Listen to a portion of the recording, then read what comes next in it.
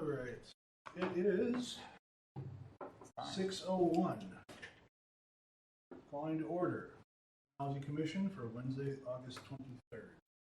We'll take a roll call. Chairman Scott Mead. Vice Chair Greg Stroick. Here. Alderwoman Michelle Eichmann. Here. Dale Webler. Here. Laura Galusha is excused. James Rayberger is excused. Rajiv Sarana is not here.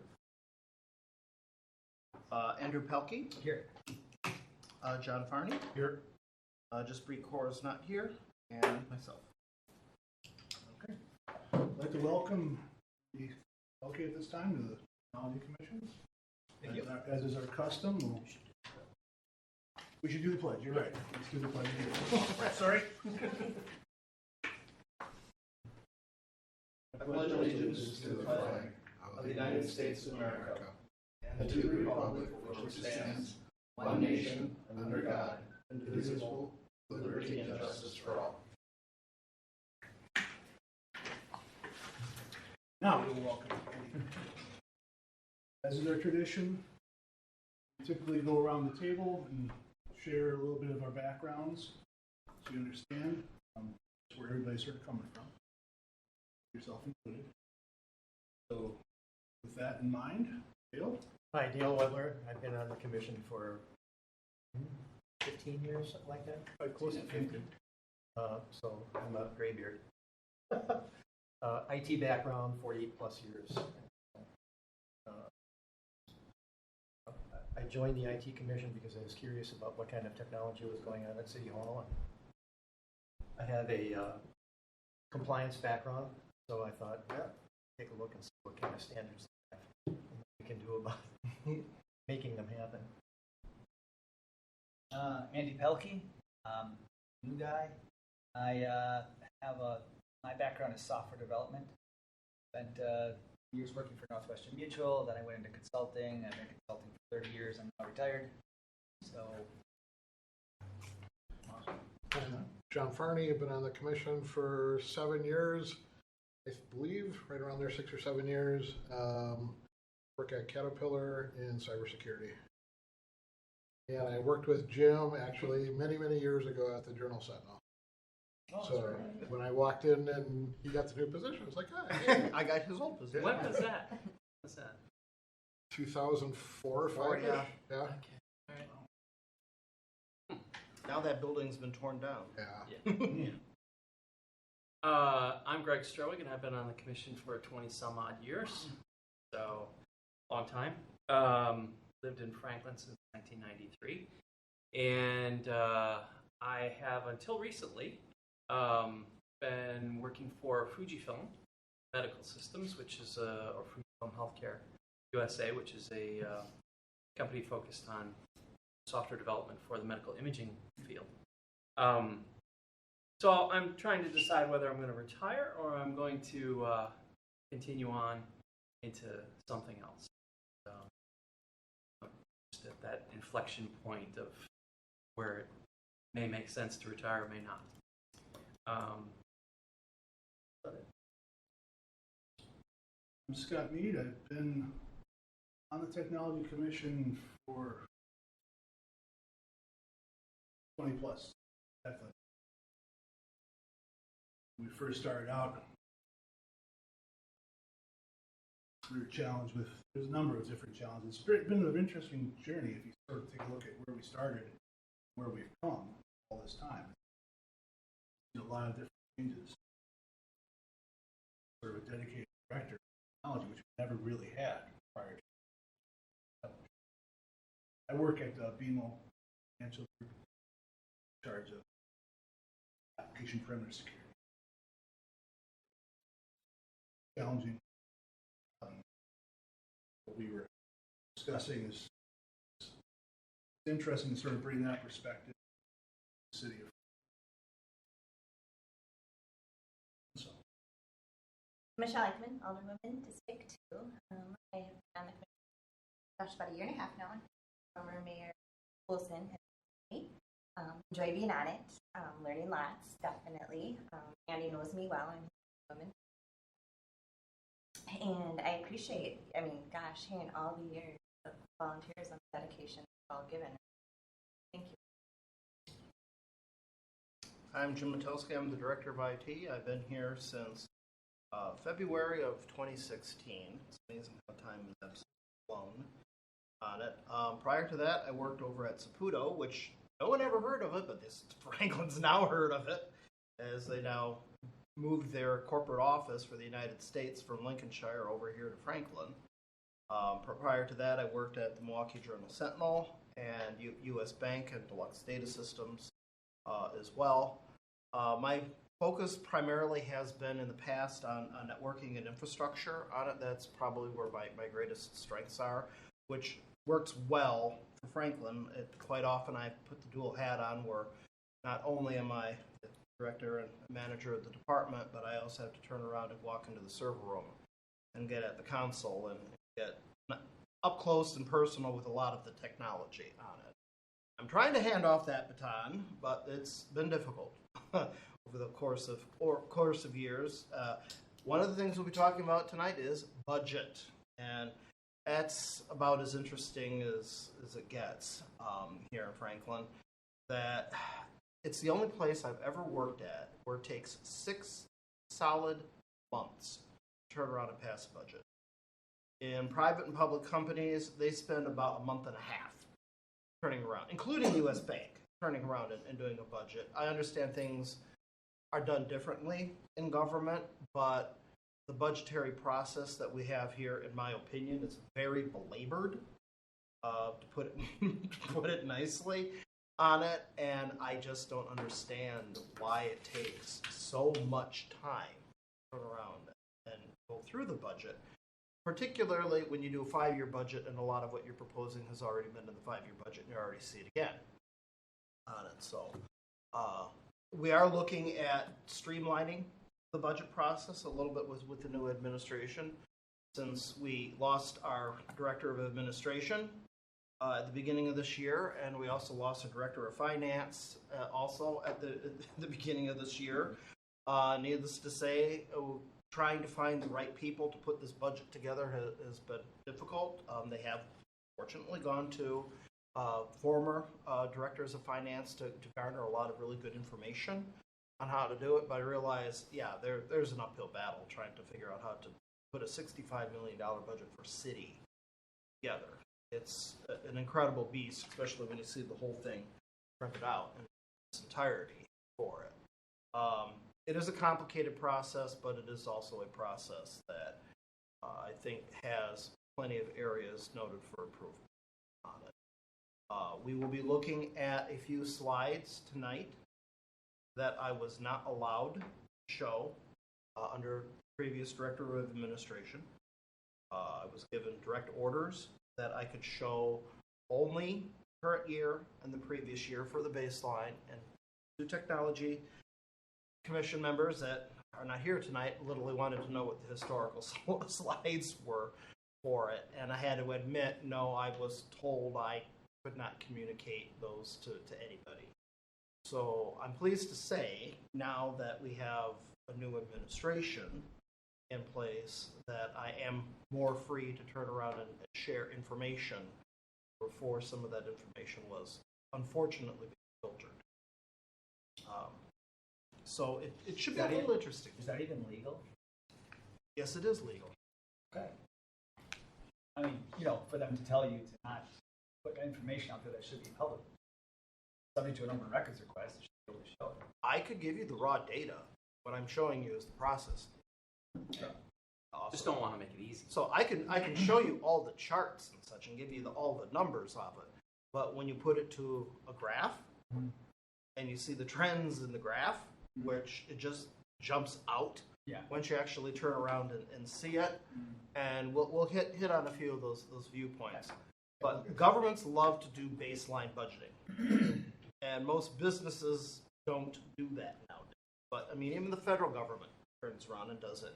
That you're supposed to spend exactly what you spent last year plus X% more, and businesses turn around and say, no, you spend what you have to spend and don't spend more than you have to off of it. Some years you have to spend more money, other years you don't have to spend more money.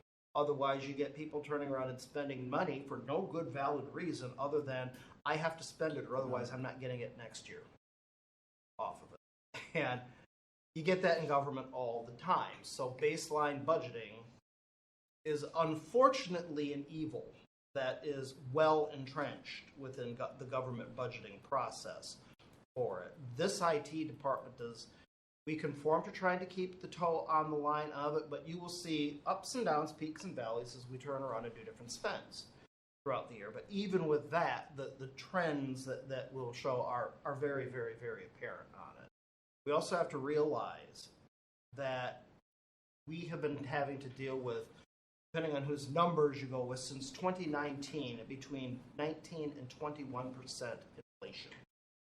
So the cumulative inflation, the dollar in 2019 was 21% stronger than it is with today's dollar due to inflation off of it. So if your salary or your cost of your product does not go up at all, you're now taking a 21% hit just because the value of the dollar has now been devalued by 21%, which means on average people are asking for 21% or more for their products. Well, when your tax levy increase is between 1% and 3% a year, and you're allowed to do your baseline budgeting, all right, now if I get, let's say, an average 2%, all right, between those years, 2019, 2020, 21, 22, 23, and a 5-year period, I've gone up 10%, but yet inflation has been up 21%. So the costs are much higher and going up, but yet the money that you have to spend is not meeting the increases in price of cost. And that's a problem across the board in government. You see that in the university systems, you see that in the school systems, you see that here, where people don't want to see their taxes increase, but government needs the money just as much as everybody else because everything is more expensive on top of it. So it is an extreme challenge of how do you turn around and balance the budget with the revenues that you have and adjust for the costs. I was just going to say, can we do the other bits and then we'll get to you? Yep. Because Yeah. you're starting into the... Yep. We'll jump ahead a little bit. So we'll do the citizen comment period and say that we do not have any citizens here. And for Andy's benefit, there's never any citizen. Occasionally, but One, maybe 2 in 20 years. Just looking for the men's room, right? Just wandered in. Occasionally Had the is question. generous. occasionally was generous. We'll do a review and approval of the minutes. We have this included in your packet for June 20th. Have a motion. I move that we approve pending the typo correction on items. On item 6. Rick? Should say risk. Rick. Yeah. Risk instead of Rick. Okay. We have a motion pending the typo correction. Any second? I'll second it. Second by John. All in favor? Aye. Aye. Any opposed? And now we get to item 4, 2024 Information Services. Oh, good. Now I got myself right. And this back over to Jim. If I'm reading this and not doing this because I can't see that anymore, that I need new glasses or something. I'm having a devil of a time lately of turning around and actually seeing the screen for it. So even with the new contacts for it. So some of the challenges that we're seeing in 2024 is we started seeing inflation, that it's abating to some degree at this point, but overall service costs continue to climb and climb and climb, particularly in the cost of technology, anything that right now that has a microchip in it. We have coming up a project where we're going to need to turn around and buy routers. And I've been already told, depending on which brand you have, some of them right now have a waiting list of over a year to year and a half to turn around and actually get the technology for it. Depending on how many that you buy, you might get placed higher up on the list right now, but we're still having supply chain problems in addition to the inflation right now. And as we look at increasing tax levies for it, that we are restricted by state law on how much we can turn around and raise our taxes without having to go with referendum. Tax levy increases are not matching the cost of inflation right now, which has been putting a large stress on all the staff on trying to turn around and make the budget meet, but yet how are you going to turn around and do it with the money that you currently have? Staffing, unfortunately, after August, in a couple days, IT is going to be down by one person. So I brought Ann Woodruff, an HBS consultant who used to work here, in temporarily from May to August to help us at the police department, primarily to get them through their video surveillance project on that, because very complex, and she does have a project management background. She has been absolutely stellar in helping us out during that time period. Expensive, where I'm paying double the rate that I would be doing with Robert Half Technology for a consultant. It's pretty much drained our budget for consulting dry for this year. But we needed to do it in order to turn around and make that project successful and to get things moving with the video surveillance over at the PD, because the equipment was failing and it needed to be done, and it needed to be done now on it. So IT will be down one person, and our goal is to turn around and rehire a temporary for about $50 an hour. I'm looking at about half of what we're turning around and paying Ann at this point in December. So we're going to have to be me and Ryan all the way from August to December, bring a person on board in December. There's some reasons for it. And then that'll be a contract to hire where I have them as a temporary in 2024 all the way for the year. And then at the end of that 12-month period, we have the option with Robert Half Technology of turning around and doing a contract to hire. And my goal is then to turn around and hire that person on board in 2025 as a full-time employee. You said that Ann through words she had. No, this will be with Robert Half. Ann is through Heartland Businesses. And on August 31st, she's officially retiring. Nice. So she's got her condo down in Florida, and she is moving at that point. And she says, I'm going to go kiss my grandchildren and then turn around and head down to my new place down in Florida. So she's been planning this for some period of time. So this was just a short window that I would actually have her before she would then turn around and retire. So I knew that we only had her up to August 31st, and that was it, which worked well within our plan at this point. It's Florida. She'll be back. Get her white mind lesson.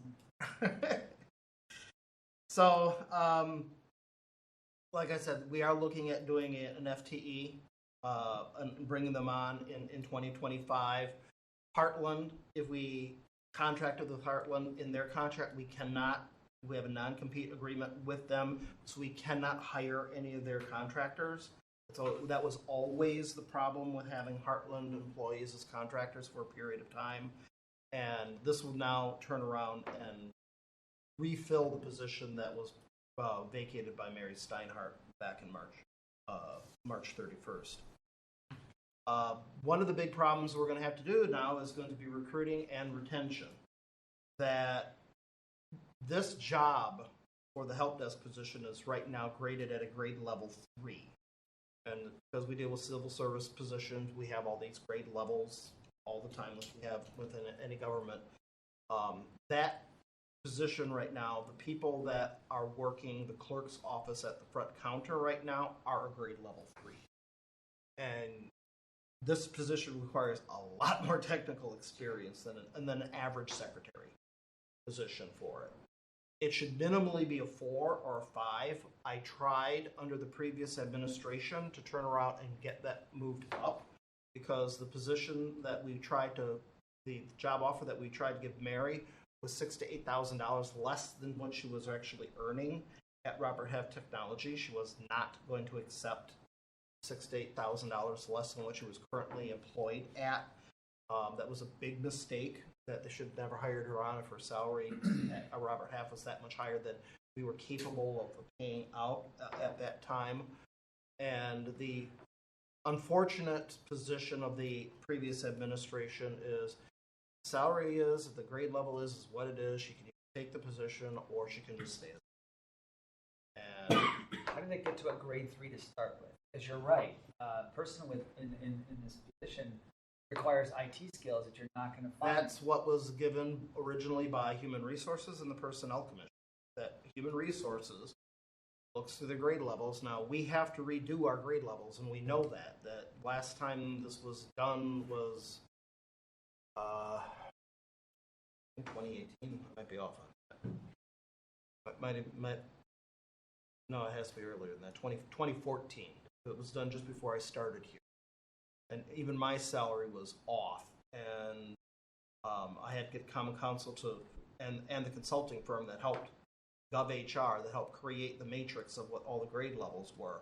Say, nope, we're reevaluating this, and they boosted it up because I was literally making $10,000 less than I was making at Saputo originally by taking the position. So there are real changes in order to make this market. We have not changed this thing literally in over 10 years with the grade levels. And these grade levels, they increase them a little bit each year, but normally 1 to 1.5% a year. But as I said, we're looking at 21% inflation, including the employment and labor market on here. And I also did a study just by going through all of the job descriptions through my cohorts here in Milwaukee County, and asked them for their job descriptions and their grade levels. And this position is 2 standard deviations behind where all the other ones are in Milwaukee County. So there is no reason that there should be a grade level 3. It should be 4 minimally or higher at this given period of time. But then we run into a position that I have a full-time employee who's under this current job description. What do you do? All right, you want to raise it to make it more attractive. Yes. Technology Commission, yes. So the HR director is supposed to be making sure that the grades and the salaries are competitive. Mm-hmm. Our HR director is the same one we had previously. I don't know who the HR director is. HR manager, but yeah. So There's Wait, stop the meeting one moment. I'm sorry, we need to announce. I'm so sorry, sir. What is your name? Ed Nelson. Okay. And are you here as? Lost token in industries, a couple industries, both industrial computer technology and industrial pneumatics, sold regionally, Delafield and Western, which is Zorn. Are you a citizen of Franklin? And used to live in Franklin. CEO recognized in one company, OMC Evinrude in Illinois, and recognized in IndyCar racing with LCR, IndyCar racing, and for engine technology.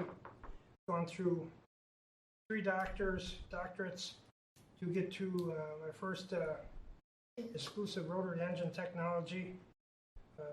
Excuse me, I'm so sorry to interrupt you, sir. For the record, I'm the alderwoman representing on this board. We need you to state your full name and address. Edward Nelson, 605 Manistee, South Park, originally South 51st Street, 7210, In what city? Franklin. Okay. Okay. I received a lot of patents in Franklin while I was working for what they claimed tens of millions of dollars of society impact from MacGyver Engineering in Pewaukee, and then the branches formerly from. So did you fill out, or did you fill out a form online to the Technology Commission? I saw it on the sign advertised. There was also Revere Electric, which was Holt Industries, a big supplier of the King Castle of electronics and industrial. That's wonderful. The former procedure, if it's okay with you, you're more than welcome to sit in tonight. All right. But the former procedure for when on boards and commissions in the city of Franklin is to go to our website and to fill out a volunteer request form. All right. And I can give you my business card before the end of the night in case you have any questions on that. When you go home, it doesn't have to be tonight, but I can walk you through that process. And then what will happen is that form then comes to the clerk's office, and then it's reviewed by the mayor and the city administrator. All right. It sounds like with the experience that you have, that's excellent. They have to review it first, and then it comes to in front of council for approval to be on here. Oh, all right. So, And but- regionally, it's kind of a lost. Mon Liquors and a couple of industries. Right now it's federally insured, and the rest of the technology has gone through. That's what brings it here tonight, and stimulus to the local cities and businesses. that sounds wonderful. Thank you. So tonight, unless you want to say, we'll just need you to sit in as a citizen until we can hopefully bring you on board. All right. But we're happy that you're here and Yes, to we are. listen in. And it sounds like I can't speak on behalf of the entire council or the mayor or city administrator, but happy that you saw the need for somebody on the Right. boards and commissions and that you Should showed I up. do I interpret that as staying then for the rest of the You're year? welcome You are to welcome to stay, stay as a citizen. Right. but we It's, can't have you participate. Friends of the Industry, a renovation of the old 46th Street card people, the second and third tier of IndyCar racing. And the company was falling backwards and hired an engine engineer to put it into an IndyCar team arena, re-stimulates it, and the city bought the industry. They bought it because of the notoriety of the professional university. The notoriety, meaning whether it's Falk or Rexnord or Wisconsin Teledyne, that stimulates smaller business. Understood. And like I said, we are welcome to stay Okay. as a citizen. Appreciate it. Thank you. We need to move along with our Go ahead. agenda, so we're going to go ahead and go back and review the budget. Please proceed. So I realized that before I could recruit, or I could literally just take the money that I have right now in the budget and go apply and go get resumes out there. But I learned last time when we did this back in 2020 that it was way too low for what people were actively seeking for the price, and then people want to make their own job descriptions, which was off of it. That I knew back in 2020 that, yeah, this is going to be fairly low for a salary range for what a lot of people are seeking competitively out there in the market, and that we would have to turn around and work at changing that job description and then changing the grade level to actually elevate it up. Then comes the problem of what do we do with employees that are currently on that current job description. So I did put into the 2024 budget a request to turn around and bring in a network and server engineer. Back in 2020, when I got the job descriptions approved by the Personnel Commission and the Common Council, they did approve the network and server engineer position. We never filled it. And that's a much higher grade level at this point. And what we'll try to do is to put that position out to market, publish it out, and then allow internal employees to turn around and post for it. And if they are successful and went through the whole interview process on it, and get the job, that would then allow them to turn around and move from a much lower grade level to a much higher grade level. It's a very large skip on it. So they would have to turn around and repost for a brand new position in order to move up to that high of a skip on it. But I will have to go back to the Personnel Commission and get them to turn around and change both job descriptions. But I realize the one moving from 3 to the 4 with the help desk, that's probably going to take longer, which is one of the main reasons why I decided to go the route of a temporary contract to hire again. That gives me at least an entire year to at least get one of those job descriptions up. And then that will hopefully position us better in the market. Because I may hopefully have then a server engineer and a network administrator all in. Both is my both of my employees. So are you saying that if you had been able to move up the grade level in a timely fashion, you wouldn't have to be spending money on temp help? Correct. And I so would have we been able to keep Mary here, who unfortunately left. She got frustrated by the time how long it would take to turn around and move that grade level change and get an offer that was realistic for her situation. So she was unwilling to wait. She got a different job offer somewhere else, and we unfortunately lost an employee who was trained both at the city hall and over at the police department. Huge loss. So That is. what is the technology, since I'm new, I'm sorry, what does the technology commission do to, I mean, we're just a shoulder to cry on, or are we supposed to actually help you somehow? Fell on her foot. Okay. Exactly. Yeah, the technology commission is to help and advise on technology related issues. So that's more of a personnel related issue. It's a shoulder to cry on at this point. We could certainly recommend, I think, We the can bands, support, right, that they the grades are clearly out of whack with the market. that's about all we can do. That is And clear. we also have an older woman sitting here on the commission that Right. hears this information coming out. Losing employees that are trained is super expensive. It And is. so if we're like, No. if we're struggling for dollars, what are we doing? Throwing away a good Yeah, trained but employee? I think we should Okay, say, we'll yeah, keep going. I know. Sorry.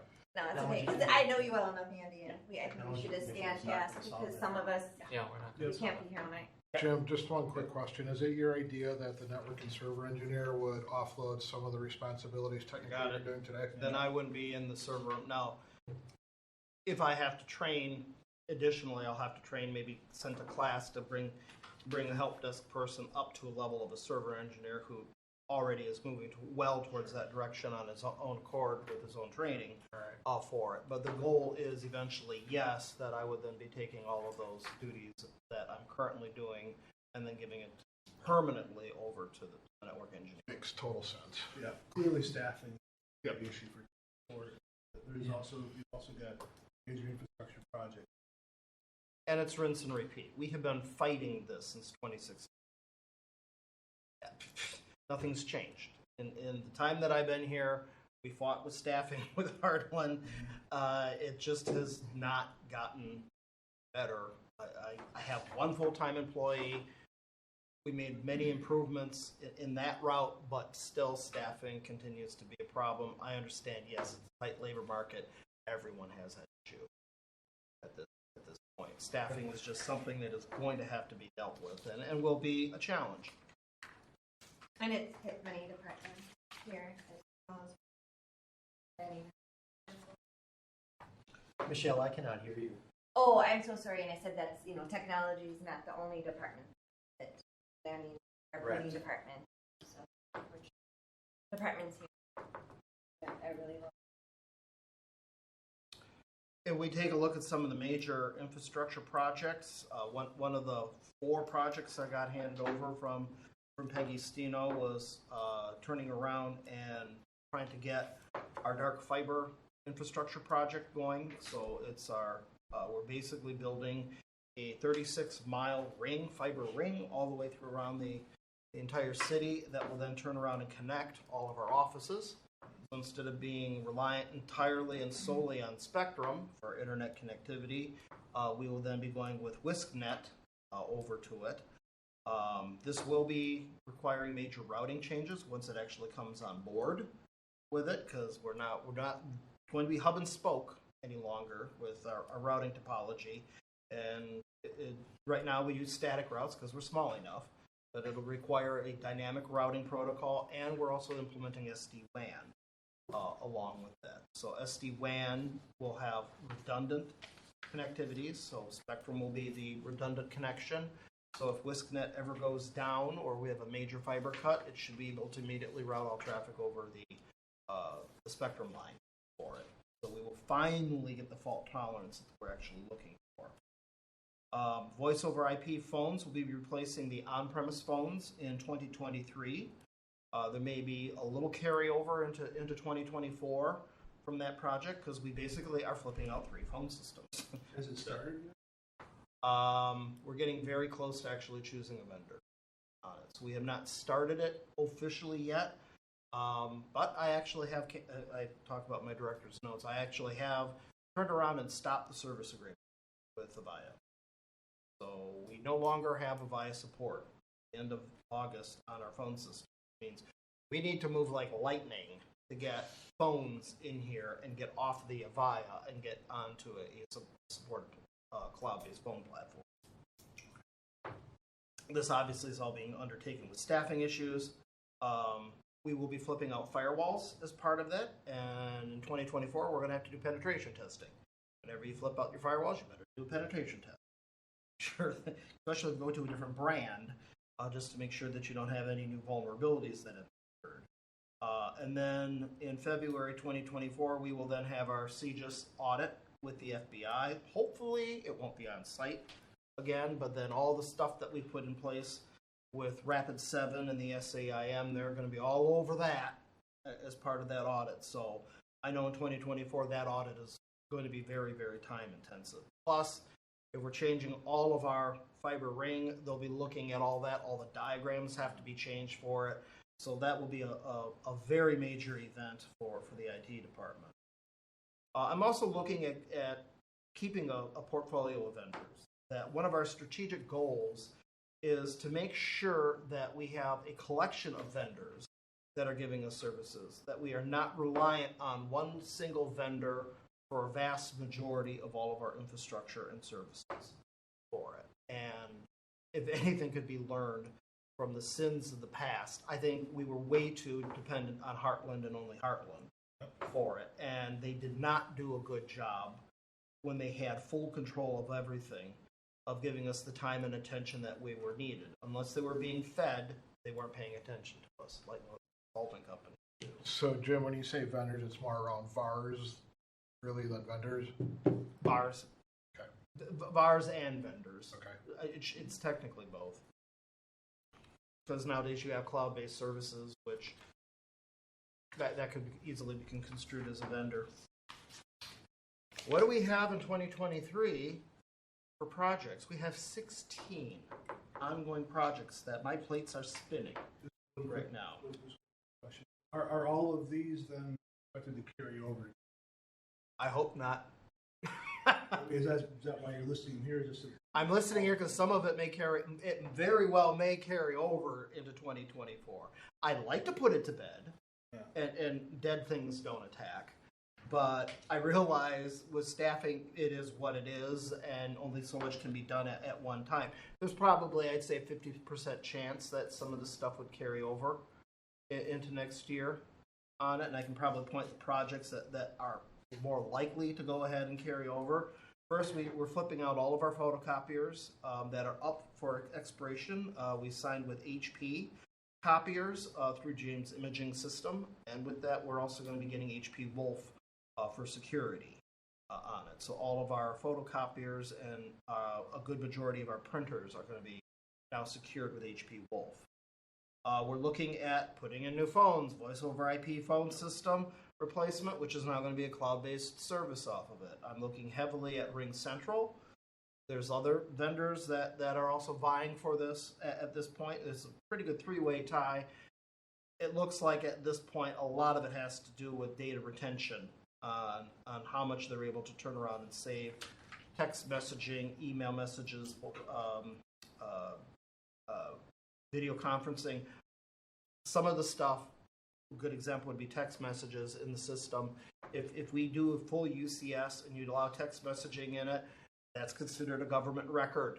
And it means you have to keep that infinite forever. And which UCS platform out there allows you to either have an archiver through them or third-party archiver integration to preserve some of that information. We have the installation of our Spectrum fiber optic lines. That's supposed to be done and ready to spin up on September 8th. They're beginning the trenching over at the water utility. We already have the lines in place over here at City Hall and at the police department. There may be some firewall changes with that, but we probably will just be spinning it up, keeping the same IP addresses off of it, and it will be just moving it from coax over to fiber for that. Video surveillance project. Completion date is set for August, and they're really on track for that. Video surveillance for City Hall is set to begin in September. Video surveillance for the library is supposed to be September and October. Those are going to be a lot easier to do. I think probably the library is going to be more difficult because they got all the vaulted ceilings and such to get around. Where City Hall, it's 2 rectangles. It's just a straight shot to shoot the lines down. So I think they'll install the cameras at City Hall pretty darn fast based on what they did over at the police department. DPW file server should be replaced in August. I have it down sitting on my desk. SSL web portal with Franklin School District. Right now, they're still arguing over the MOU on it, but once they have the memorandum of understanding signed for it, then we're looking at having school systems vendor and their camera system create an SSL portal for them where in an emergency, the police department can then turn around, log into that SSL portal, and then view any of the cameras over at the school district. That's pretty much the really, I hate to say it, but live shooter event really got their attention. The board, school board really wants this done by the end of the year on it. So they really want to have the ability of the police department, when given permission by the school district, to be able to turn around and see any of their cameras for any form of shooting. Image Trend Elite integration with Pro Phoenix. That's kicking off tomorrow on it, and if everything goes well, they might actually be completed by tomorrow. Turnkey is the installation vendor of putting our dark fiber. They have a good date of probably the end of October when the dark fiber will be run all the way throughout the entire city. Remembering that, yep, there are areas where we are sharing duct with Waukesha Water Utility and Franklin School District, so we don't have to trench in those areas. We just run our conduit through their ducts, and then they can then turn around and run their fiber through our ducts. And have you contracted for that yet? I understand that it was our responsibility to get it into the building. They were only going to be doing trenching. They've not changed that, where yes, the turnkey is actually going to be terminating the fiber in the building. Yep. They've now changed that. We have a VMware upgrade. This would be one, if anything, that would slide into 2024. It would be this, just because of trying to get outage windows for it, and that'd be moving on to brand new servers, going from VMware 6.5, I think they're now down to 8.1. We have a new UPS installed over at the police department, and that's a whole city, a whole building UPS inside there. So. They also have one of those cutover switches that they have to put in there as well. So they think that they have a way around the police department where they'll only be down between 5 to 10 minutes without power off of it. But there may be a point where they have to take the PD down for a little bit to turn around and actually put in the UPS for it and then connect it over to the electrical and generator. One project, it's unfunded at this point, but we're looking at it, is installing a new HRIS system for it, Human Resource Information Management System. We can get rid of paper timesheet. We can put all of our benefits in there and benefit enrollment in there. It'd be wonderful. So we're looking at multiple vendors of that. It has to be funded and approved, but we are looking at various vendors right now. Because that's been seen as an absolute need, and that will create a tremendous amount of efficiency for people, and also keeping all of our records now instead of in paper format as today. It'll try to keep everything in electronic format. Another unfunded project that may happen is a new park reservation system. When we went to BSNA Online, park reservations are not included. They don't have a module to reserve a park. Right now, that's being all done on paper and then being recorded in BSNA as miscellaneous receivables. So they'd like to actually have a system that can then turn around and record all the park reservation systems and potentially expose some of that out online. We make a good amount of money renting our parks out and our pavilions to people. So, And was that funded? That is not funded at this point. So it's an idea. They're looking at vendors right now, but it's something that has to be approved and funded. As part, and I'll be talking about this in the director's notes, we did delay, it was supposed to be this year, that we would be putting in all new firewalls as per our change schedule. But we also realized we were putting in a new fiber optic WAN, and we probably want to wait to see how that folds out before we turn around and put in firewalls. And you're probably going to need to connect something to that dark fiber, like a router that goes along with it. So we're looking at purchasing all new WAN equipment with it. So in order to turn around and go live with the brand new fiber optic ring, and we'll be doing this in parallel, is we need to put in all new firewalls, and we need to put in new routers, because we're now going to a new routing topology, a ring, instead of turning around and going with the traditional hub and spoke as previously had done. And this one technically is done, but it may shake its fairly little mane again in December.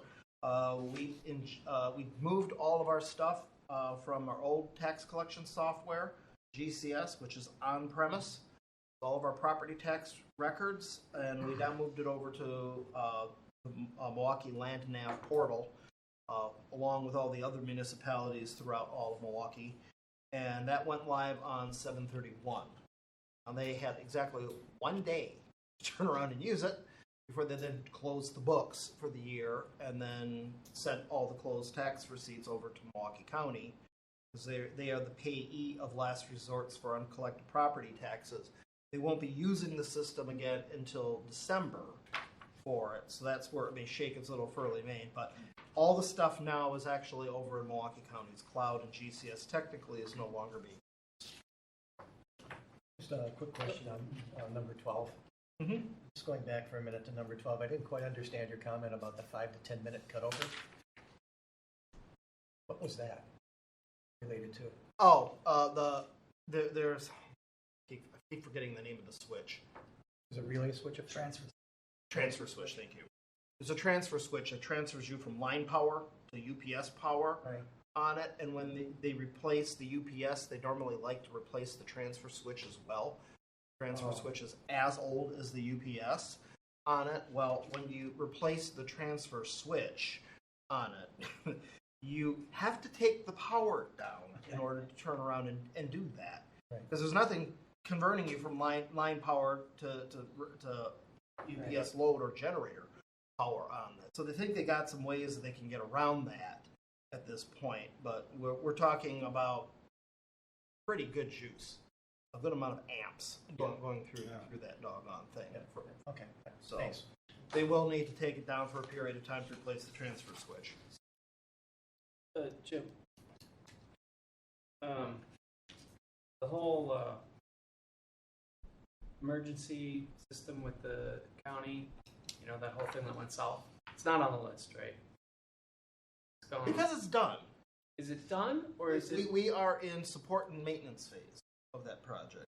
But I'll touch back on that in my director's notes. Very good. Sounds good. Because it wasn't sounding like it was done. It was internal. oh no, it's not technically done, and it gets even more interesting. All right. Me too.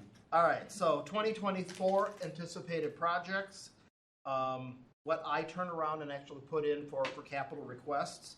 One, any carryover projects out of the 16 that we have for 2023. The police department's TRAX system. This is their citation system. It's controlled by the Department of Transportation at a state level. We will be moving it from an on-premise server over to a shared cloud-based service hosted by the actual state. That probably will go in January or February. They're trying to get as many people to move over to their cloud environment as humanly possible. WatchGuard.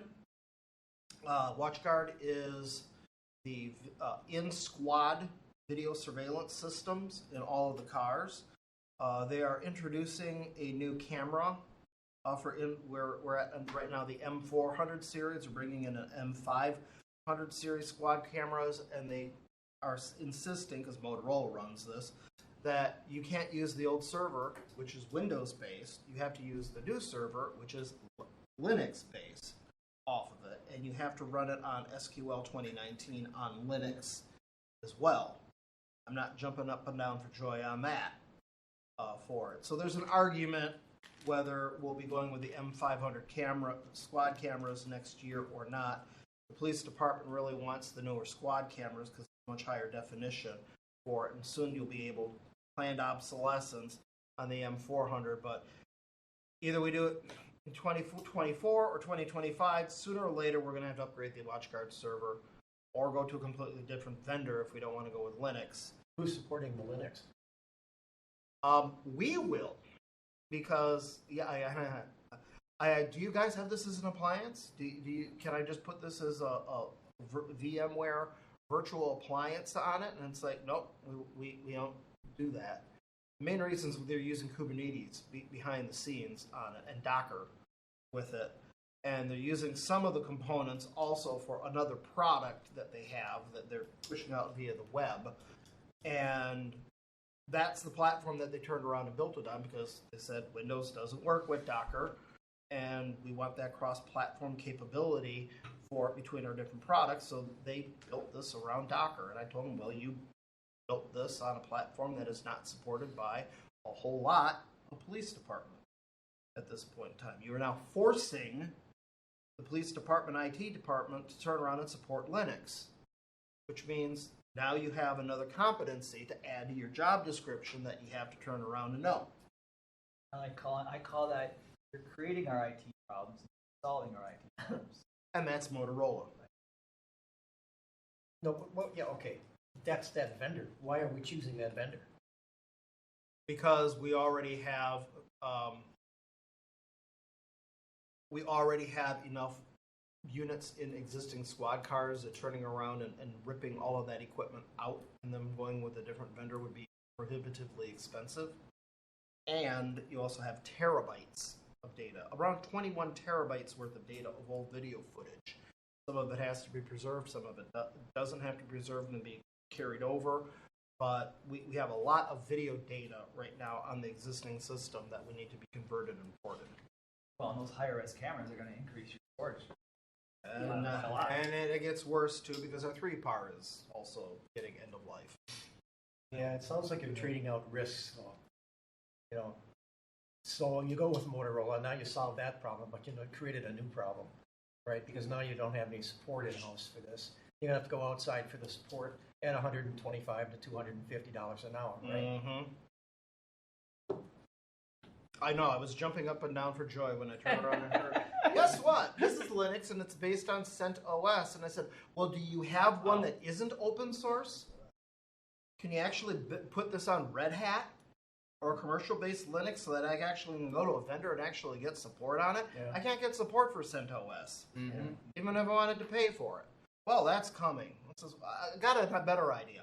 Why don't you actually develop this on a commercial-based platform, and then we'll talk. Mm. So City Hall, data center, new area. If you go out into the back parking lot, you probably notice there's a little brown box right over there. The air conditioning system here for our data center runs on the main building air conditioner during the summer months. But during the winter months, when the heat is actually turned on, but we need air conditioning inside the data center, we actually have a separate small air conditioning system that actually air conditions that one room inside there. And it's getting old, and this is flooded. It needs to be replaced. I'm hoping they can do it in 2023 before Bob Tesh decides to retire on December 8th. But kind of seeing how quickly that department likes to move, I'm not holding my breath that it's actually going to be done. And my guess is this is going to get easily carried over to 2020. So the separate heat, cooling system, are we picturing like a 23K BTU window thing that's been smashed through a brick wall? It reminds me very, very much as if you go over to the Caribbean and you turn around and see those long, I always call them long Mitsubishi ones that are all inside the individual even better. rooms. Yeah. And the amazing thing is that's the exact same one they have at the PD too. Yeah. Wow. Yeah. The environmentals are nothing to write home about. But I'll even pick on the ones over here. They spent a ton of money fixing the HVAC over here, and they did a really crappy job of it. That we have a real problem turning around and getting good HVAC in our buildings. No matter what they do, they just seem to make it worse instead of better.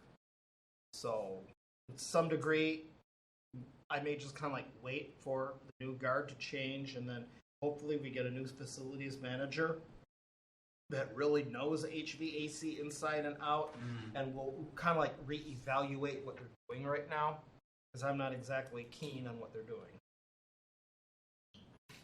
We also had to replace all the batteries inside of our rack-mounted UPSs over here at City Hall. Firehouse, which is an application. The inspections module has now moved over to the cloud. The ESO Cloud Firehouse is an application used by the fire department that to log all of their activities, their inspections reports, when maintenance has been done on it. They track overtime, etc. The vendor is no longer going to support the on-premise application. That's going to be moving over to the cloud. Some of that has already moved to the cloud. The big one is Office 365 upgrade. Hopefully they will approve this on it. This will be hosted Exchange in addition to Office 365. And with it, we'll be putting in two-factor authentication because it's required by cyber insurance on it. That will create some issues with areas where we have union employees. So non-union employees can turn around and use an authenticator on your personal smartphone. But for union employees, we would have to give them a smartphone, city-provided smartphone to them if we want them to do two-factor authentication on the smartphone. Which means, with this solution, we're going to have to come up with some form of a hard token for the two-factor authentication. Now, whether we want to release that just to the union employees, or do we want to do that just for everybody and have it on the same platform? But I know that there's going to be instances where people are going to have some form of a smart token, be it a secure ID fob or a YubiKey or you name it out there. You're going to have to do something. Are you also running? And they're going to want to make it as simple as humanly possible. Sorry. Are you also running management software so that you can wipe a phone when an employee signs goes away? MDM. Yeah. We're doing MDM right now on the fire department iPads, but we're not running MDM on employee-owned cell phones. You allow secured information on the cell phones? All of the stuff that we have is considered government record. Yeah.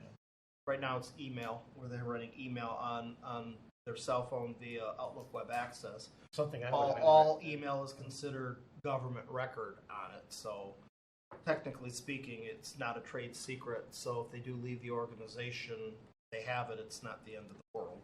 So you need a fob because employees don't have phones?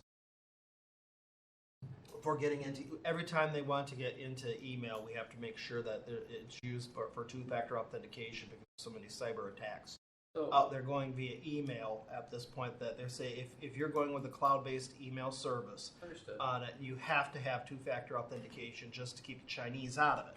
But can you just require them to download Authy or Microsoft? There's multiple ways we can skin all the these cat. different- yeah. Yeah, you don't necessarily need it. I haven't put a stake in the ground on what solution we're going to use for 2FA You'll be at this point. running around replacing people's fobs and stuff like that. Is a pain. Yeah. Oh yeah, I realize it. Yeah. Okay. But the a lot of it comes. Maybe we can do something with certificates or something along that lines too. But it comes down to if you do it on 2FA, if you have an app that has to run on a cell phone and you're a union employee, the city has to provide you a cell phone, and that could get extremely expensive very, very, very quickly.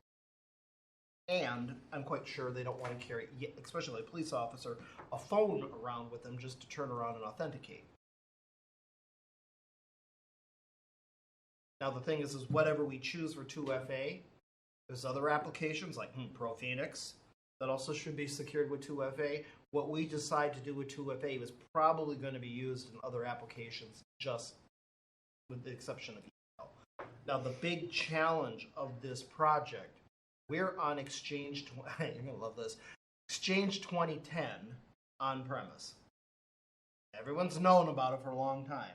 And it's been free email pretty much for the city thus far on it. And the biggest problem is there is no direct migration from 2010 all the way up to Office 365. You first have to migrate on-premise from 2010 to 2013, and then from 2013 to either 2016 or 2019, Then you can turn around and actually migrate to the cloud. Yep. So there's several bunny hops that we actually have to do on-prem before we can then turn around and even look at turning around and moving email into the cloud. But once it's there, it's going to make life so much easier for us because, one, for disaster recovery, your email is now finally up in the cloud, where it'll be protected not only by archivers, but also the backup events up in the cloud. So if we ever had a catastrophic event that took out all of City Hall, it's not going to wipe out all of email as it is today. It'll now be finally off-premise. Google is your friend. Oh no, they just turned around and smoked my Fitbit. Did they really?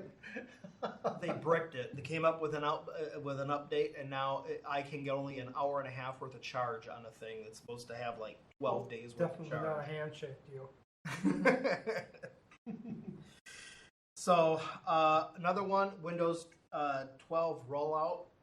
We did turn around and delay the rollout of new PCs for this year because they didn't want to spend the money for it. It came up to about $97,000, and they said we don't have the money for it. So we're going to kick it down. We'll just increase the extended warranty by 1 year, and we'll kick the project of the PC replacements down the road 1 more year. Well, that actually kind of works out because Windows 12 is out on the horizon. Hopefully, Microsoft sticks to their rollout schedule. They may or may not come out in 2024. We'll find out. But the goal is to buy brand new PCs with a Windows 12 license on it and migrate directly from Windows 10 to Windows 12, which I call Windows 11 fixed. That's what I was going to say. Is it just Windows 11 fixed, or are there It's some Windows. processing They got a features few that are going to help new you? functionality for it, but a lot of it is Windows 11 really, really fixed and Yeah. optimized. A lot of people say it's so much better right now than Windows 11. Past on 11. So we are looking and that's a big ticket item for it is the PC replacements.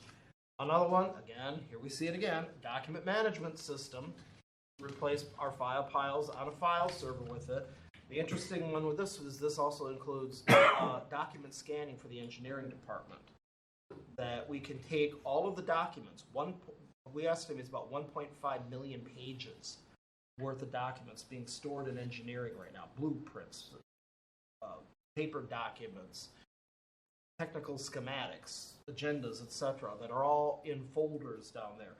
We'll literally have Konica Minolta come in, white gloves, take it, put it in boxes, take it off-site, and in their Six Sigma scanning facility, they will turn around and scan all of the documents and then metadata tag them to our taxonomy for it, and then build the document management system with our tagging taxonomy on it.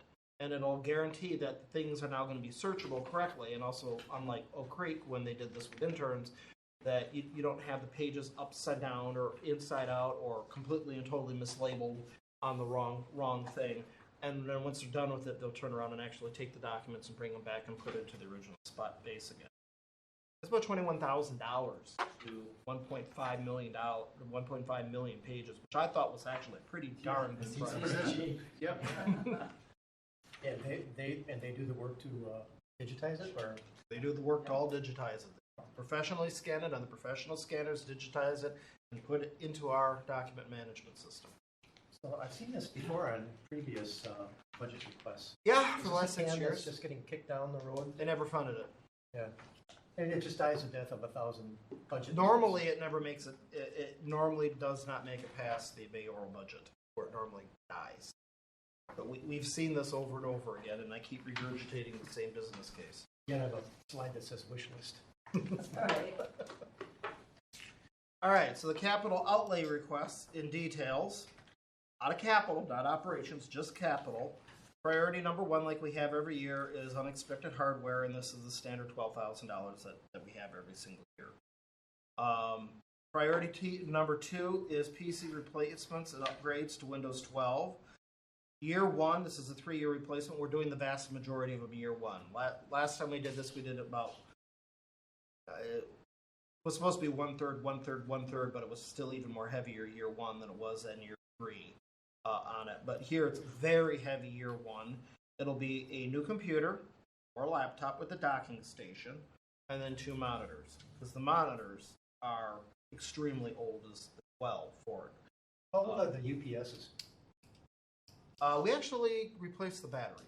I know the batteries. We have the desktop UPSs. They vary in range on when they've been purchased. Some of them have been here as long as I've been here or older for it. But and some of the ones the UPS dies and we just turn around and replace it. So it's been, yeah, okay. So is that part of the unexpected hardware and software replacement? Correct.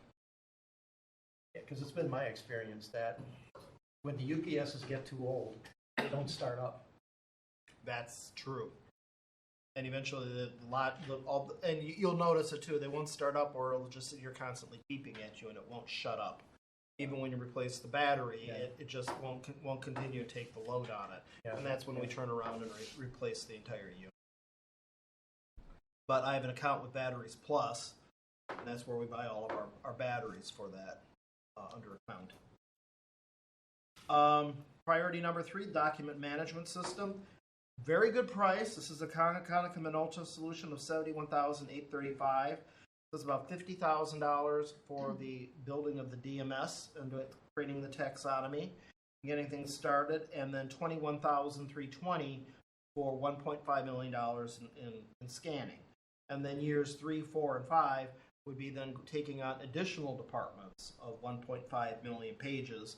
And we just keep on doing that, department by department by department by department, little by little by little, until you turn around and eat the entire elephant. Now, I do know once they actually get over to the old jail cells where they have tons of banker boxes full of archives of old documents going back decades, and that's going to be an adventure. I think one closet alone over there's probably got 1.5 million pages. See what happens with that. But the goal is to scan about 1.5, unless they want to turn around and do more for it, and spend about $21,000 a year, and then slowly but surely turn around and get as many of the paper documents as we can scan possibly. Priority 4, SanDisk expansion, $15,113. The 3PAR is officially end of life August 2026. Probably remember us turning around and buying that in 2016. One of the first things that we turned around and did. And I'm pleased to say that was an outstanding investment that we made. We can get 10 years out of it. I mean, that is really good for a SAN. Really, really, really good. But HP says the last time you can actually buy parts or disk shelves for it is going to be August of 2024. Which kind of goes into the line of what's going on with this whole WatchGuard thing, and we'll need more storage. So we're filling out all of our disk shelves to the maximum capacity that we have, and that'll be it. And that has to carry us over on either until 2025 or 2026. Either in 2025 or 2026, the 3PAR will have to be replaced. We can't get parts for it anymore, and it will be end of support August of 2026.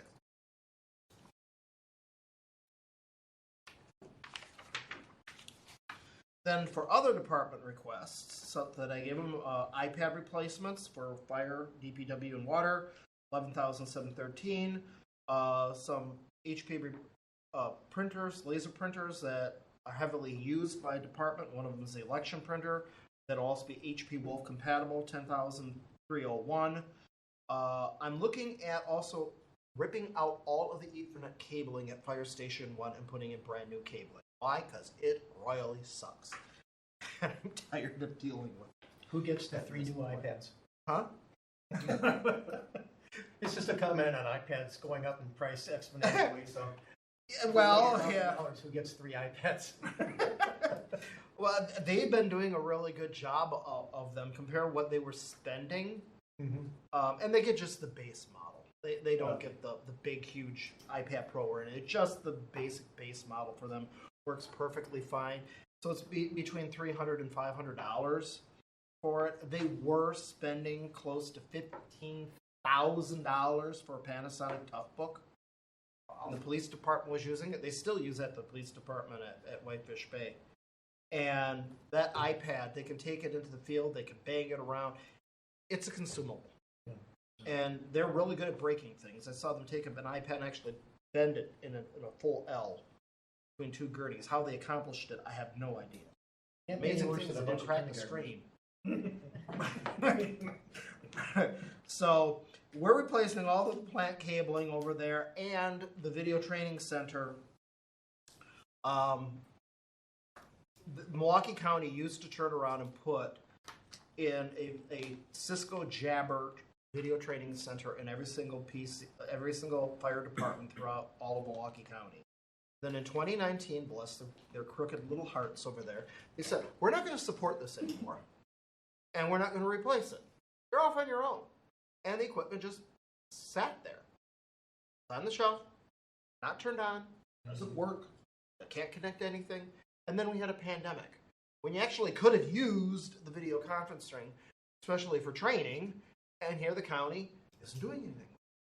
And they haven't, and they have no plans to. So we want to turn around and bring in a video conferencing center, very similar to what we have here, over in the training room at the fire department, and do exactly what Milwaukee County was doing. They just decided that they aren't going to do anymore, and now the municipalities have to turn around and foot the bill for it. Because right now they've been doing all their training in person. All right, some wonderful charts. Baselines. If we look at total capital, I mean, we could see a very, very large increase for this in 2024. You have to realize, out of that is $184,000 of PC replacements for it. And in the previous years, in 2017, 2018, and 2019, when we were originally doing the PC replacements, we broke that money out for the replacements and put it into each department's budget. So instead of putting the whole entire project budget into my budget for IT, they against it slice and diced it. So I would only really see in 2017 the money for the replacements for the PCs for the IT department for it. So if I turn around and take it and change it, that's where we are right now for 2024, if I slightly adjust it. You can see very clearly when it comes to capital spending, it is a little on the spiky side, and that kind of goes right along with what we do for our upgrades. So in 2015, they put a bunch of money aside, knowing that we're bringing a director on board, and he's probably going to need capital money to immediately spend and make changes. So in 2016, I actually had all the capital for 2015 and 2016. And that's when we built out our new VMware farm. We put in all new core switches and IDF switches, put in fiber optic cabling here at City Hall, and then bought the 3PAR for City Hall and the police department. Then in 2017, we bought new Palo Alto firewalls. We bought a new LTO tape library because tape backups were an absolute mess. And we bought all new wireless Aruba access points. So that went up a little bit more. Then in 2018, well, we kind of got done with the main infrastructure stuff, so that's why it kind of went down. We did year one PC replacements, bought new licenses to make sure that we are in license compliance, purchased a new email archiver, and then bought new remote switches in the remote offices. And then in 2019, year two of the 3PAR, we did 3PAR drive expansions, and then also 2019 servers. 2020, we finished with the PC replacements, and we did a BSNA upgrade. Now, fortunately, they did not put that into the IT budget. They actually kept that as a separate budget item. We upgraded the memory in our VMware servers, bought new Veeam backup servers, a fireproof vault, and that was also the year we turned around and made major changes to our website.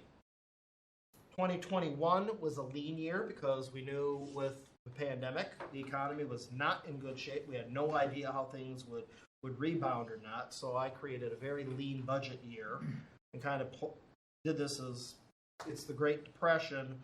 Do only what you absolutely have to do in 2021. That's where we did warranty expansions and a mandatory 3PAR drive expansion, primarily for WatchGuard. In 2022, we upgraded yet the email archiver again to more capacity. And where it really jumped up is we bought our VMware servers, planned to, but didn't have enough money to turn around and pay for it, considering the price of servers went skyrocketing after the pandemic. In 2023, we got additional money for the VMware server replacements and actually bought the servers at the end of the year. Bought LTO9 tape drives and did our last round of warranty extensions. And then 2024, we have the year one PC replacements, the document management system, and the last 3-part drive expansion.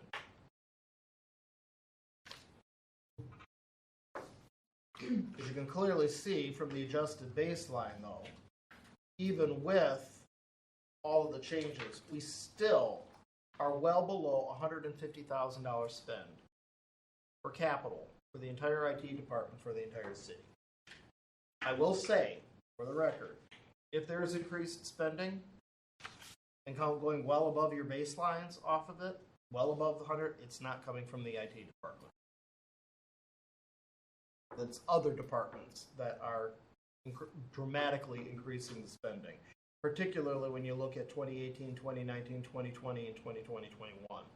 That spending that little capital for an IT department for the city is fairly impressive spending. Even knowing that we have inflation going on in the successive years as well. Yeah, it's pay me now or pay me later. That's why the spikes, right? That's why the spikes. Especially when they keep deferring projects down the road, kicking it down 1 to 2 years. 2024 operational outlays. IT salaries. We put in 2023 money. We had $86,000 in money for the PD to pay for consultants. That's your data processing budget. And then we put $48,000 to turn around and pay for hiring Mary and bringing her on as a full-time employee, plus benefits and FICA and everything else also had to get included in there for it. For next year, we are removing the funds for the second help desk operator, but then adding a position for a network engineer on that. Our data processing budget goes up considerably from what it was in previous years to $127,000. We have our standard $25,000 for IT projects, and unfortunately, we're back to turning around and having to fund a help desk temporary at $50 an hour, which there's $100,000 right there for it. The money also used to be in the police department's budget, $86,000. Because the person is going to be working over here at City Hall, Ryan goes to the police department. He's a full-time employee. The temporary is going to be working here. So I'm putting the money, now they may change this on me, but I'm putting the money in the data processing budget over at IT instead of drawing it from the police department's budget because it makes sense, and it's also good accounting practices that if the person is working here at City Hall, then the funding should be here at City Hall as well. So that is a jump up in price. GIS services, officially the GIS department, Peggy Stino moved it. It used to turn around and report to me. It now reports to the director of administration. So it's like, well, if their department is moving it to you, then I'm giving it zero funding, and the GIS department is now officially being funded by the Department of Administration. Again, they changed this on me. Equipment maintenance. This one is always being abused because of the Avaya. Is $28,322. We get to remove the support for the Avaya, which, when budgeted, which was done poorly, is $4,623. Now they put $4,623. That's why it's in red as a budgeted item. But yet, when the bill came due, the one I didn't pay was $29,000. Why $4,623? Because they wanted us to turn around and be off the Avaya and upgraded to a whole brand new on-premise phone system by April was the goal, which never happened by a long shot on it. So the bill came due. Technically, that should have been a budget of $29,000. This whole equipment maintenance would be in the red right now if I would have paid that $29,000 bill. Then our bill for the Palo Altos for the firewall, just through maintenance and warranty, that's $19,598. We're buying all new firewalls. I'm putting in 5 years maintenance and support and warranty into the actual capital item. So all firewalls should be paid for by the capital item this year and not with what we're getting with the Palo Alto. But that's an expense item, though, right? It's an operational expense, OpEx. Why would you put it in capital? I can actually do it because when I put it in capital, I'm taking it out of CARES money. So the federal government gave us over $3.5 million in CARES money, which is basically sitting in the bank right now. The only draw that we have on the CARES money is going to be the fiber optic WAN project, which is now also included firewalls. And that now is actually being charged against the CARES money instead of the general fund for it. So it's actually being nice to the general fund, and it's actually drawing down off the CARES money.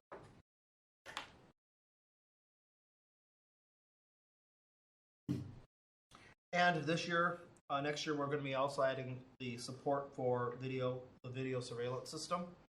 So that was another approved capital budget, $9,000 for the PD, $9,000 for here that we know that we have to have for the new system. Software maintenance, this goes sky high. Now, if they choose to take the money and split it between the departments, it's not as bad. But if we keep everything in the IT department, it skyrockets to $231,367. The vast majority of this is the one-time migration costs of it, which would include 2FA, the exchange. This may be a high price. Again, this is just a budgetary price. When I go out and get a competitive quote for the actual, it may come under. But the quotes that I'm getting is $129,691 for implementation of going over to the cloud, realizing we have 2FA to throw in there with it, in addition to turning around and upgrading multiple times the Exchange server as well. Licenses for Office 361, this would be seen each and every year, would be $21,422. Purchase of 2FA tokens, just assuming a base token is about $7,000. And then we get some savings when we bring in our voice over our UCS system for our voice over IP phones. That's including video conferencing, so we don't need to have the Zoom video conferencing. That's a savings of $4,052. Sundry contractors, this is another one where it's coming home to roost. Rapid7, when we first purchased Rapid7 in December of 2022, and the 2023 prices was actually all paid for by money that was encumbered. So money that I saved in 2021 and 2022 paid for the first full year and a month of Rapid7. Well, now we will be coming up on having to actually pay for the actual Rapid7 service for it. And that's going to be pre-approved funding that was approved by Council of $77,280. This will be year one now where we have to pay the full price. You may want to change that on the slide. It says RAID 7. Oh.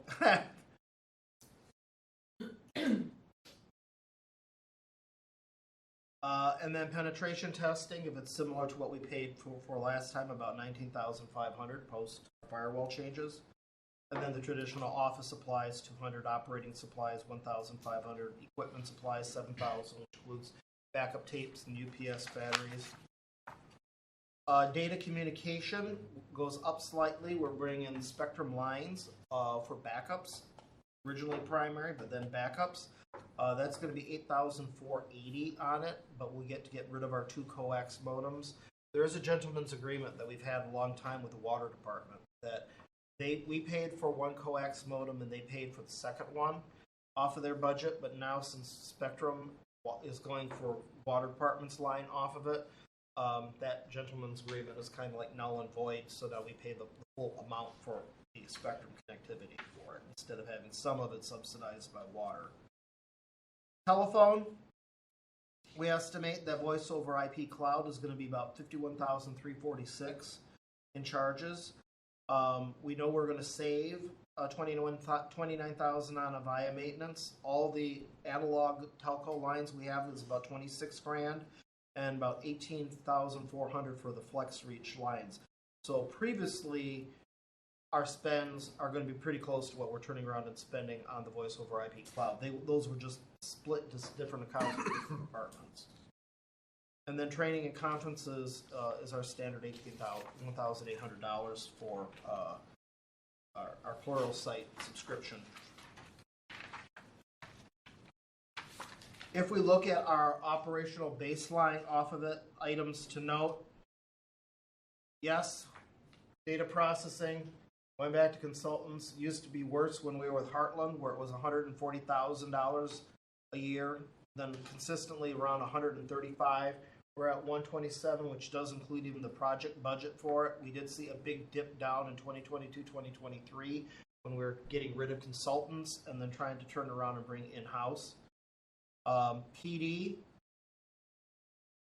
again, the $86,000 is being moved over from the PD budget over to the City Hall budget of that's part of the $127,000 is the $86,000 for the consultant.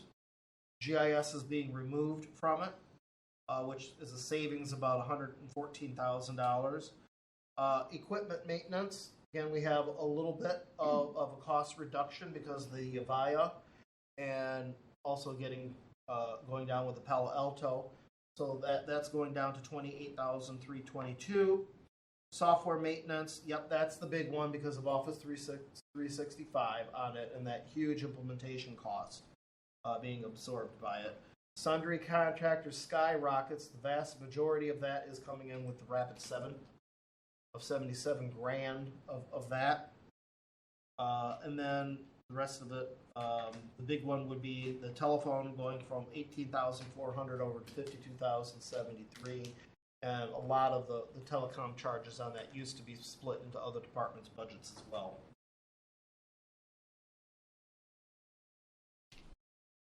If we look at the overall baseline, and this does not include salaries, so this just is consulting and our normal spend off of it. This is the chart that they really didn't want you to see last year. Particularly that if we look at where our spending is in 2016, 2017, and 2018 off of it. Violet, thank you very much.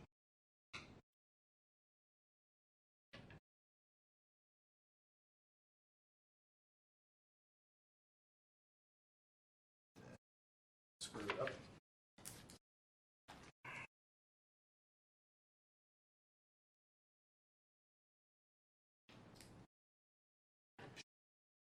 You can see that the baseline all the way through 2019, 2020, and 2021 is really minimal with the increases for it. But then even with all of our changes, it went down significantly in 2020 and 2023. That was the cost savings that we had by getting rid of the consultants. We are $100,000 less on OpEx in 2022 and 2023 than we were in 2016. That's huge. That shows the value of having an in-house employee versus a contractor. My next question is what happened to the $100,000? We saved, somebody else spent it. That's what it comes down to. That we're balancing the budget on IT savings is where that really comes down to. Now, Mike Roberto always used to say it all comes from one pocket anyways for it. But it does show very clearly that even with everything going on with the increases of going over with Rapid7, going over to turning around and doing Office 365, putting the entire installation, we're still not that much above where we were in 2021 based upon the cost savings that we actually turned around and had. Now, I'm taking some of those cost savings that were applied to other departments and then saying, I want that back again on my baseline, and I want to turn around and bring in new technology like Office 365 for it, using that cost saving off of it. Now, let's see if I can win that battle. Once you come down that low and get a cost savings, it's pretty hard to turn around and get it back on your baseline because they're going to want you to be at the baseline of 2022 and 2023, not at the baseline of where you were at 2021. Yeah, that's going to be the argument. Who understands where the savings is coming from? You could But also, it does show you how much, yes, you are absolutely right, those consultants were actually charging. you could also put a separate set of bars on here for inflation adjusted. And you really, Yeah, if you then put adjustment for inflation, realizing that from 2019 to 2020, that there's supposed to be a 21% increase in inflation on it, the funding does not meet the costing. and even though it was flat in 2016, 17, 18, more or less. Now, this is very You're still small, getting I'm inflation. sorry. Yeah, this is impossible. Yeah. So in 2016, this is with all salaries included in it. And we're still estimating what the salaries are if everything gets approved. So this is everything that we've talked about thus far with our increases with Office 365, and this would also be what we're dealing with salaries. Salaries in 2016 was, I'll just give you the K, the rounded number, 596K. In 2017, it's 598K. 2018, it's 598K. 2019, it's 634K. 2020, it's 676K. 2021, it's 680K. 2022, with salaries, went down to from 680, it went down to 569K. Then in 2022, it went up to 680K. Now, that's $86,000 in data processing that we paid with expenses, and then it also helped pay for Ann, which pretty much soaked up the vast majority of that money. There's also $48,000 plus all the benefits of there that I haven't spent, and nor are we probably going to be spending most of that. So I'd say there's probably about, out of that 680, there's probably about 60K in there that is not going to be spent. I may be able to encumber it. So that number I know is high, because we're not done, it's not the end of the year and we're not done spending at this point. So technically speaking, I would say it's going from 569 basically up to about 620 off of it. And then the big jump, the last one is 806, is where we turn around and end off of it. So if we looked at a chart, it's a big jump over there.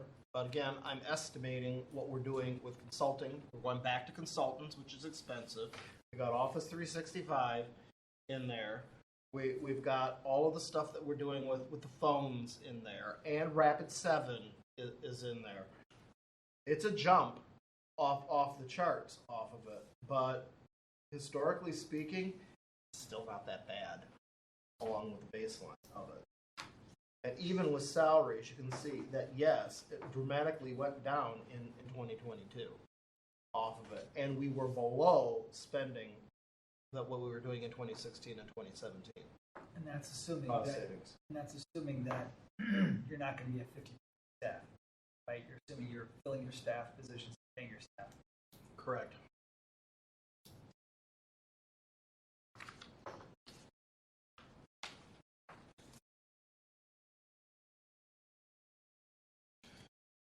So some of the things we're going to be seeing as a general trend going forward is we're going to be seeing less money in CapEx and more moving stuff to OpEx. Things start going to the cloud, now paying for subscriptions instead of licenses, and instead of buying infrastructure, now turning around and paying things as a subscription that's out there. It's just the way it is. So some of the stuff that we're already seeing, well, voice over IP to the cloud, that's $52K a year that we previously didn't have. Rapid7 is $77. Office 365, once we get done with the installation, will be $25K. And then also LandNav for the county is a cloud-based service. Then we have new technologies that we turned around and brought in that need to be supported. All the video surveillance systems, City Hall, PD, library, that support is $18K. They should have the video conferencing room and put some money in there for support. Unfortunately, every single time it comes into my emergency money, instead. So if we have a problem with this video conferencing system, there is no money right now being allocated for supporting of it, but yet it's a new technology that we have to turn around and deal with. Security penetration testing every 2 years is $20K, and we should continue to do that. And then we're also seeing redundant spectrum fiber and new WISC charges for our ISP as comparison to turning around and doing old coax, but you get so much more capabilities with what we're turning around and doing with WAN. And what does the 5-year plan look like? Well, 2024, last year, the 3 PAR expansions. Firewall replacements, which was deferred from 2023, is going to be tackled, and that's going to be done all with CARES money. PC, fortunately, we don't have to do our CapEx, and we don't have to do OpEx. That CARES money is taking care of all of that. And in truth, that's honestly what the CARES money was intended for, was to increase broadband and bring in cloud-based services so people could turn around and easily work remote, and then turning around and being able to integrate with other cloud-based services. And that's exactly what we're doing with it. And then the PC replacements, again, deferred from 2023, is going to be taken in 2024. In 2025, we have the tape libraries will be end of life. Do we buy new tape libraries, or do we go to the cloud with it now that we have fiber optic internet? Core and all the IDF switches will be 10 years old, and those are replaced, along with the wireless access points that are coming up end of life. It'd be nice to go over to Gen 6, if not soon Gen 7 Wi-Fi standards. 2026, if we don't do it in 2025, we got to replace the 3 PAR, and that is going to be expensive. And obviously, you can't be on the 3 PAR platform anymore because we won't be selling it, so we'll have to be going to something completely and totally different. And do we want to do SSD? And then how much do we want to do on-prem? And then how much do we want to do data storage in the cloud? Realizing we have stuff like video evidence that you cannot put in the cloud. The last thing you want to do is a hacker turning around and having access to criminal video files. Why can't you put it in the cloud? Why can't you put it in the cloud? It would have to be probably a FedRAMP cloud on it. I mean, previous company now that's passed. We put medical imaging in the cloud for president, CIA, all sorts of interesting things in the cloud. Yeah, that was all government. Some was government, some was not. Some was private, healthcare, but depended upon Let me put it, the directive on this is not coming from IT. The directive of this is more coming from the police department. Right. After the Verkada hack, where they suddenly an internal employee at Verkada, which is a very big video surveillance cloud hosted provider out there, and so next thing you know, we had all this video evidence and jail cell evidence suddenly being thrown up onto YouTube. Yeah. And it's like, last thing we want is video surveillance and video evidence and cloud footage, particularly if something was highly controversial, being then stored up in the cloud where someone potentially could get at it. At least if it's on-premise, it becomes a bit of an argument. Is it more secure on-premise versus up in the cloud? For their thought processes, they would have more ability to turn around and shut it completely and totally down if ever hacked, if it was actually on-premise as versus in the cloud. So it's a directive more coming from the police department. They do not feel comfortable with putting it in the cloud, knowing that it is potentially criminal evidence and CJIS information. The last thing they want is the FBI turning around and jumping down their throats because the cloud is suddenly hacked. Well, 3 years from now. 2 years. We'll see. It may change. We'll see. It may change. It'll change. And as in the medical imaging field, we say 90% of the scans and images are normal. So 90% of what they're videoing is probably uninteresting. Yes. So when it gets tagged as interesting, maybe that stays on-prem. But whatever. Yep.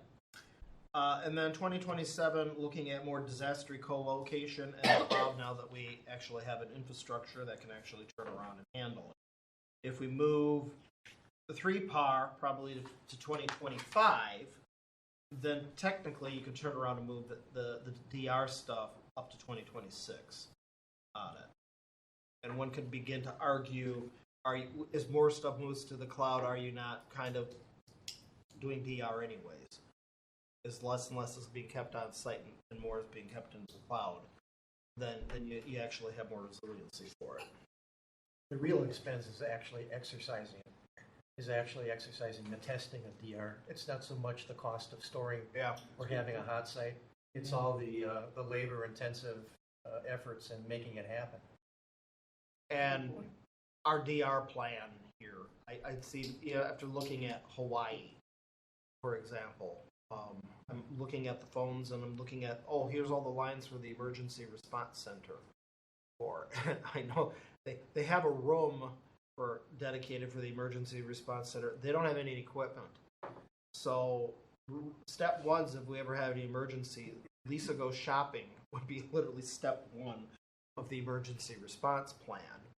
And I would be looking at just getting a whole bunch of iPads and such and trying to figure out how to do as much as I possibly can off of a commercial iPad and bringing that in there as quickly as I possibly can instead of dedicating machines that you may or may not ever turn around and need for it. So I also realize that not only does our DR plan need a little tightening up, I think our emergency response plan also more tightening as well. So Jim, I saw the 2023 PC replacements for 2028 don't have a PC replacement budget. We want to get ahead of this, do some sort of phased, opposed to waiting until we're down to the wire. We want to put that out there. That's not a bad idea. I 100% agree. I think we can avoid another big expense. I would like to say someday the PC is dead, but I don't think that's actually going to happen. They've been saying that for I know they've been 2 saying that decades. forever. Well, Microsoft's got PC in the cloud, and you download your PC. They give you a thin client. Now you turn around and download it from the cloud. Will that ever happen? I don't know. It goes in circles, right? Remember Central the processing, and we 5270s? go to distributed. Right. Go back to central, go back to distributed. Full circle. I worked at Deluxe Data Systems. I'm used to the green screen mainframe terminal. Yeah. That's I tell you, that damn thing was secure. Yep. No sharing. All right, so we don't really have any stated action item here, but I'll open the floor for any motions that the members would like to make.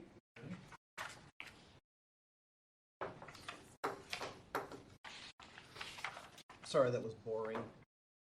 No, thank you, Jim, for the. Yeah, I thought it It was. was actually Very informative. All right. Not seeing any motions. We will close off item 4 and move on to item 5. Technical issues review. Do we have anything, Jim? Some of this will be a repeat. Fiber optic WAN project, a little bit of an update. The fiber optic WAN project began trenching the second week of July and is proceeding along at a very respectable rate. Conduit has been trenched from the City Hall campus down to the police department. Trenching continued the entire length of Forest Hill Avenue down to 76th Street, now all the way down to Ryan Road. At this point, Turnkey has now reached the shared conduit with Waukesha Water. They will be using this conduit to move all the way into the industrial park. So they're almost at the industrial park at this point. They got the fiber, they got the fiber spools, and they're actually now going to be running the fiber actually into the actual conduit. And I'd say we're pretty close to the halfway point at this juncture. It is estimated that the trenching and the fiber installation will be completed at the end of October. A review of all the fiber optic WAN project turnover, fiber optic WAN material turned over, revealed that the funding of the routers and the WAN equipment was not contained within the original budget. On August 1st, the Common Council voted to approve a budget amendment and change the scope to allow the purchase of networking equipment and firewalls as part of the project budget. The original budgetary plan was to purchase new firewalls as part of the 2024 capital outlay budget. However, the fiber most likely will be fully installed by the end of the year, and the equipment will be needed to establish a new routing architecture. The original budget of $1,371,200 was extended to $1,646,200, which will allow the purchasing of the necessary equipment to establish a full ring topology. Proposals for the replacement of the equipment and the architecture have been requested from multiple vendors, with the intention of having the Technology Commission review this material at the next meeting. That's if I get all the proposals on my desk. I got two. I'm waiting for the third. Third, the Avaya service contracts were not renewed and were allowed to expire in August of 2023. The strategic goal is to move away from on-premise phone services and instead migrate all systems to a cloud PBX and voice-over IP phones or soft phones. Spectrum Fiber internet lines were ordered for City Hall, the PD, and sewer water with the intention of using these circuits for reliable internet connectivity up to the point that the fiber optic WAN is fully available.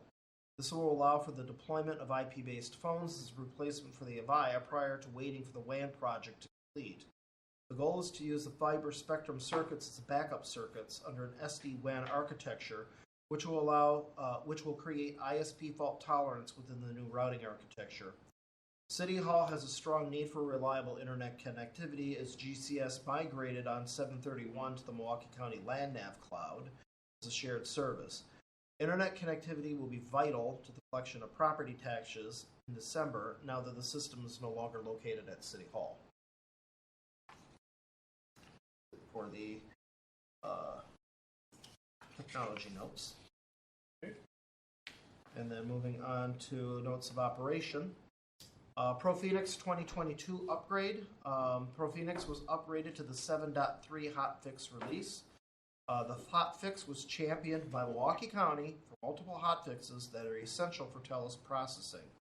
Several PSAPs stopped using TELUS two-way access due to significant problems with the system dispatching EMS and fire resources under mutual aid request.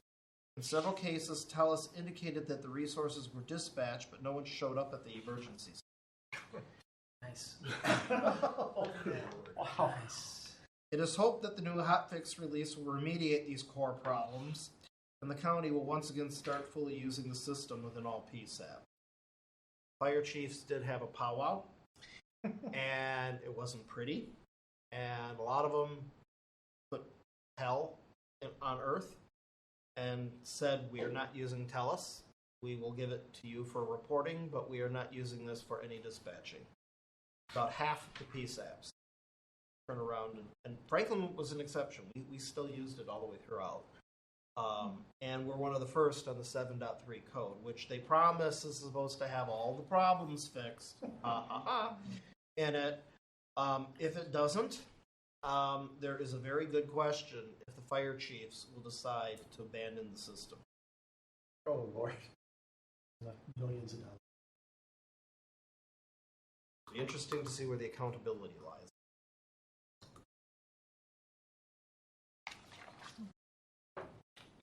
Anything else for operation? Previous county executive. On a positive note, the video surveillance project is about 95% complete at the Franklin Police Department. All of the old Indigo Vision cameras have been replaced, including Kalis Park, and are fully running on the Milestone application software and archivers. The display wall and dedicated computer within the PD dispatch was replaced, allowing the center the capability of viewing all the local PD cameras in addition to the flock traffic monitoring cameras as well. There's a list of optimization and configuration items that have to be accomplished, but the vendor is on target to complete the project by the 8/30 completion date. It is expected that City Hall and the library will have their video surveillance systems installed in September. These sites will not be as complex as Good. Didn't get done in May like they supposed to. But No, but I'll take it. yes. They wanted to We start knew May was September ridiculous. for Yeah. it, so. That's good. But on the other hand, that was a project that Really. the Indigo Vision replacement has been out there for almost 3, if not 4 years, going absolutely nowhere, and they are actually tickled pink to actually see that, hey, we now actually have cameras that are working, high resolution, They're very happy with the system. Now, when you look at the parking lot camera, it is not upside down. That was always my favorite one. Basic. So the Alper cameras are now fully up and running there as well. So now they can do license plate collection for anyone coming in and out of the police department as well. So a lot of new capabilities for that. If you get a chance to ever see it, particularly the Common Council, please stop by at the police department. They'd be happy to give you a tour and show you what they turn around and put in.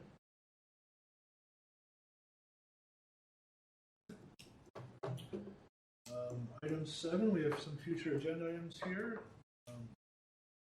IT security project. That is actually a conglomeration that we call, that's what was originally called. I split it out into 3 different projects. So the IT security project is one of the turnover items, which consists of video surveillance at the PD, soon to be done, video surveillance at City Hall, video surveillance at the police department, and last but not least, which may or may not happen this year, is door access control. So when this is done, I have to remember to go lock the doors and lock up, because we are dealing with facilities. This guy who's Bob Tesh, who's in charge of locking all the doors at night, going to be retiring on 12/8. Kind of growing in importance right now that we need to have an automated system to at least lock the perimeter doors for it. So that's the 4 projects that actually comprise of that. It's going to be one expensive. project. So I'd like to say by the end of September it should be 3/4 complete. Okay, do we have any other agenda items that you would like to see added?